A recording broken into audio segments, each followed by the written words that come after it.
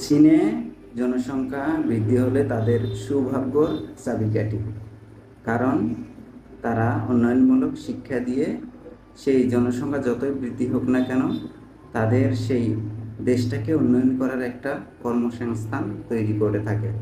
এই জন্য তাদের জনসংখ্যা বৃদ্ধির একটা সৌভাগ্য চাবিকাঠি।